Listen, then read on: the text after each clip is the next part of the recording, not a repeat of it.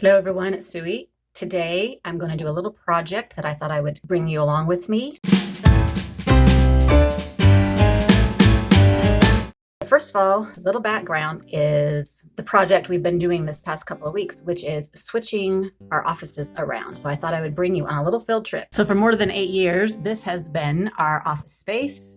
We have shared it, my husband and I, with the 2 desks like this crammed in here. And I had this all filled up with my crap. And now he gets all this spacious room and a standing desk, which is what he's wanted forever. Maybe I can find some pictures to show you what this looked like before, but I forgot to take before pictures from what it looked like right before we moved out of here, but maybe I can find some. I at least know that I have some from when we first moved in here and took over this bedroom as our office space. But we have been living in here for the past 8 years, like I said, and all during the pandemic, sitting here day after day, doing our things. My project that I'm going to do right now is taking care of these books right here. So these books have been on this shelf forever, and I think I'm going to take them down and bring them where I can actually get to them. And I thought I would show you what's up there because I don't even know what's up there myself really, and it could be interesting. They are books about books, and I'm going to go put them in my own little office, which I will show you now. The reason I get to have my own little office now is because Tori, who you see often, has moved out. So I am taking over her room as my own office. Anyway, here's what my new space looks like. You walk in and the desk is right here with some shelves behind it. I left up the tree thing that was in Tori's room before and these shelves. And a little reading corner, and this will hopefully be a recording corner also. We'll see how that goes. And then I have this bookshelf here. Thought I would bring those books from the other room and put them on here. This little pile are books about writing. So I thought I would bring my books about books and add them to this shelf too. And I have some other random TBR things on here. And it's kind of bare and sparse right now, and so there's my little corner. We made a magnet wall for Tori that's magnetic paint, so you can just stick stuff up there. So I've stuck some of my things up there. And of course the kitty has to hang out with me all the time, so she's got her little spot.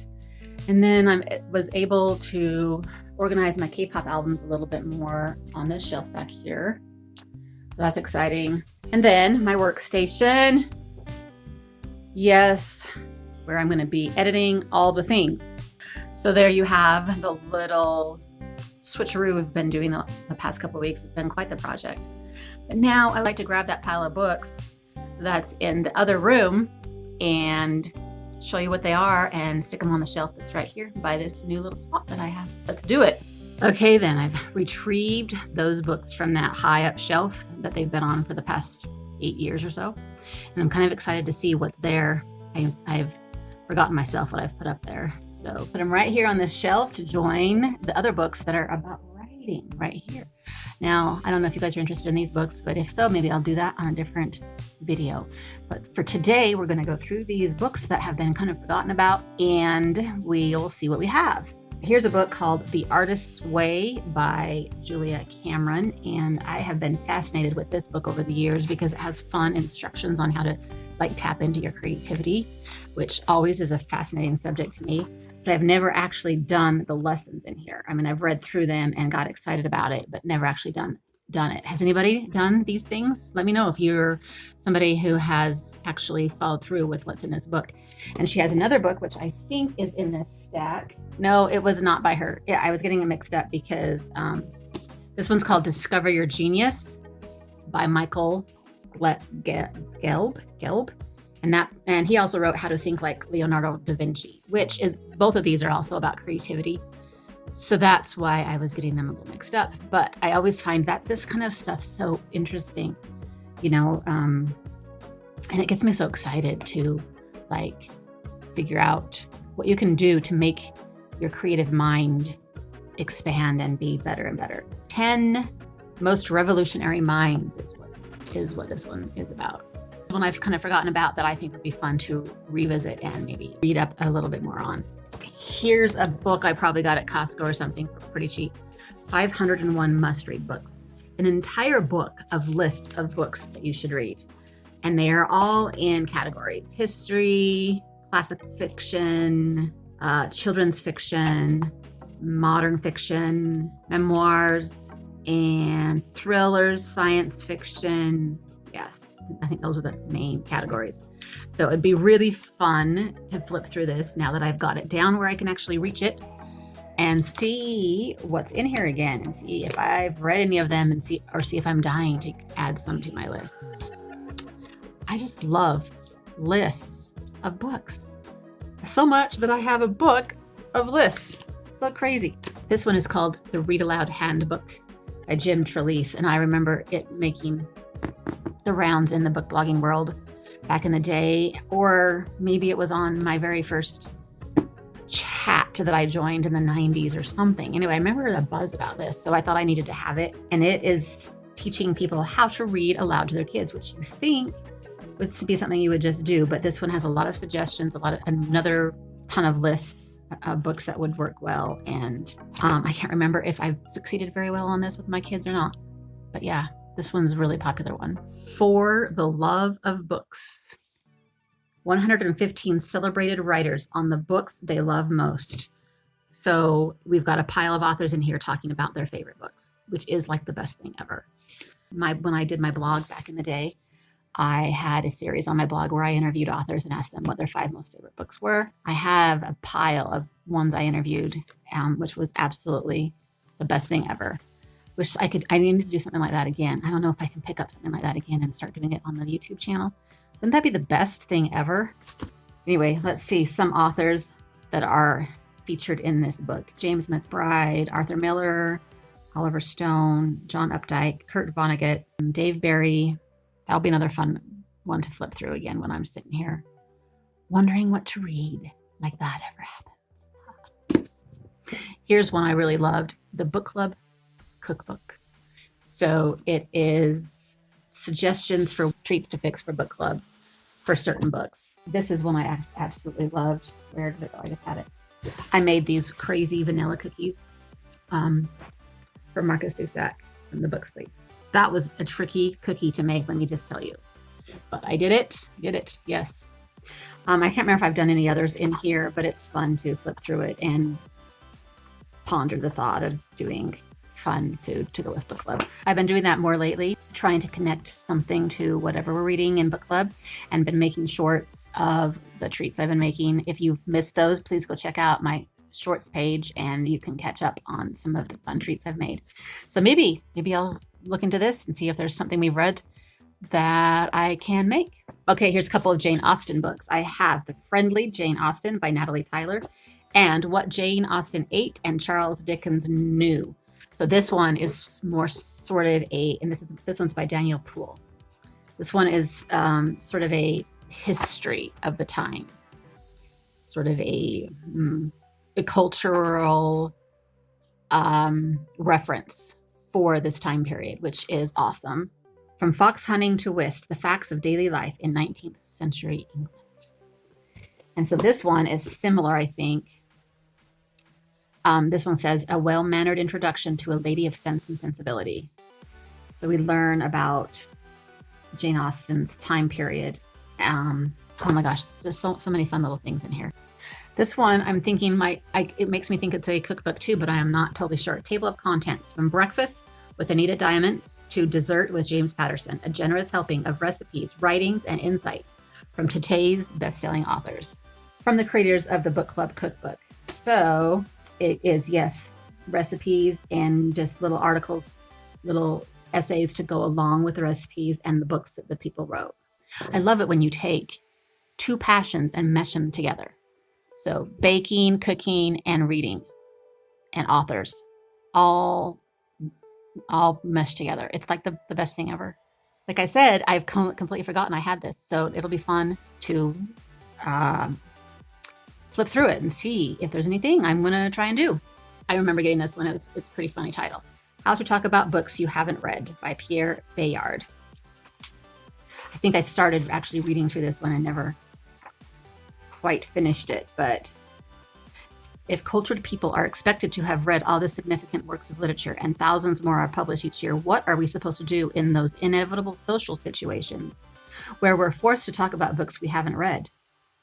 In this delightfully witty, provocative book, a huge hit in France that has drawn attention from critics and readers around the world, literature professor and psychoanalyst Pierre Bayard argues that not having read a book need not be an impediment to having an interesting conversation about it. Doesn't that sound so funny? Sometimes I think we might be the opposite, where we're the ones that are trying to have a conversation with people and they haven't read the book. But I just thought that was hilarious. And so I picked it up one day, somewhere. Probably, my guess is I got it cheap somewhere, and thought it would be funny to go through. See what else I have here. Okay, here we've got the new lifetime reading plan. Does anybody remember this from back in the day? People were kind of going a little bit crazy about it. The Classic Guide to World Literature Revised and Expanded. So this is taking all the classics that this person thinks we should read and kind of making up a plan for how to get it done in your lifetime. Probably a little introduction to all these authors and their works. Back in the day, when I thought I was going to read a ton of classics, this was what I wanted to do for sure. But my brain is struggling with classics these days. I don't know if it's something that's changed in me or changed in the world or what has caused this change. But yes, I need to reprogram my brain to be okay reading stuff that's a little harder. Does that make sense? I think you all know what I'm talking about. Okay, here's a fun one that I think I won in something somewhere. This is called Novel Destinations, Literary Landmarks from Jane Austen's Bath to Ernest Hemingway's Key West. So now we're mixing two passions again, the love of books and the love of traveling. Put those two together and this is what you've got. It's so fun to go out in the world and see places that you've read about and imagine being immersed in a story. Sometimes stories seem so real that you actually feel like things actually take place in those destinations that you find. It's one of my favorite things is to imagine a story actually taking place. And I've been to lots of novel destinations, lots of them, and it's so much fun. And this is sort of like, one of those things where you can flip through and dream and imagine and plan and ponder going to a really cool place that you've read about. I love it so much. Okay, this is one I had no idea that I had up there. The Altered Book Scrapbook by Susan Ure. There's a lot of ideas on how to truly scrapbook your reading. I know a lot of people have some fun ways to make a record of their reading. I've seen people talking about doing a crochet blanket, which I think is the coolest thing ever. And of course, there's quilting, and that would be meshing two of my passions because I love quilting. And you make maybe a block for the books you've read or something that reminds you, or a quote or something, you put it in a quilt. But this is combining the love of books and scrapbooking, I think. Okay, now we have some quote books, I think. Concise Dictionary of Literary Quotations. I forgot. These need to be not up high on shelves that I can't reach. These need to be accessible. I must have marked this for some reason or other, but this is just like a dictionary with quotes in all kinds of categories. So yeah, there's that. I have another one called The Quotable Book Lover, which is similar. Oh, lots of things in this one. I think I did a presentation once somewhere about books. So I have little note cards in here with quotes. Back in the day. That's funny. Another fun book of quotes from books and from authors. Awesome. And yet another one, the Wise and Witty Quote Book. I think maybe I've gotten some of these for some presents or something. Another book just full of quotes. Do you guys have stuff like this? Nowadays we can just Google them, but it's still fun. Oh, I thought I dusted them, but they're really gross. It's fun to have a little reference book for these kinds of things too. This one I got, it's a little book journal that I got a long time ago. Has book lists in it. And I thought it was really cool. But I never actually, it looks like I started making marks on it. Maybe I'll pick it up and start adding stuff to it. A place to keep track of your books. It's so old school, but it's kind of fun at the same time, right? I don't know. Maybe I'll fill it up with some more stuff. It's just so whenever I die, and somebody finds it, then they'll be like, oh, look. And you know, the computers are by that time all changed and nobody will be able to access our Goodreads or anything like that anyway, or our blogs or our YouTube channels. They can see this. This last stack is some reference things that the library put together way back in the day. These are pretty old, but I still love these piles. This is a little booklet of Newbery awards and honors. They did this in 2011. So that's where this starts. Of all the books that won, and then everything that was the honors. So there's several honors, I guess, every year. And then the library also put together a list of favorite movies with in all different categories. So there's a movie reference book. And then this one they did, I think, what year did they do this one? This one they called Books That Will Still Be Good at the End of the Next Millennium. So maybe they did this in 2000. And it has lists of award winners and the read aloud books that are good, probably from that read aloud book that I've showed you before. It's a book filled with lists of books. Does that make sense? So it's awesome, and it's an awesome reference. And I will have fun looking through that and maybe crossing off some more that I read since I put it up. This one is also done by the library called Off the Beaten Path. Explorations for Discerning Minds. It's just categories with recommendations for different categories. Real life stories, heartfelt tales, holidays, yes, music to listen to. So in other words, tons of recommendations from the librarians from back when they did this. We should put years on these things. Guys, when did we do this? This one doesn't have to do with books, but it was up there in that pile, You on a Diet. So if you've watched my latest forced phase video, you know that I am constantly stressing about food and exercising, and I fail at it miserably.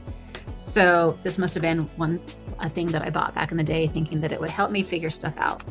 And then I stuck it away and ignored it. Maybe I'll flip through that again too and just see if it has anything in it that I'm currently learning about. I finished my Fast Feast Repeat book, and I am now looking at a book called In Defense of Food that author recommended. So my Forced Face is continuing, just in case anybody wondered. I'm still working on that stuff.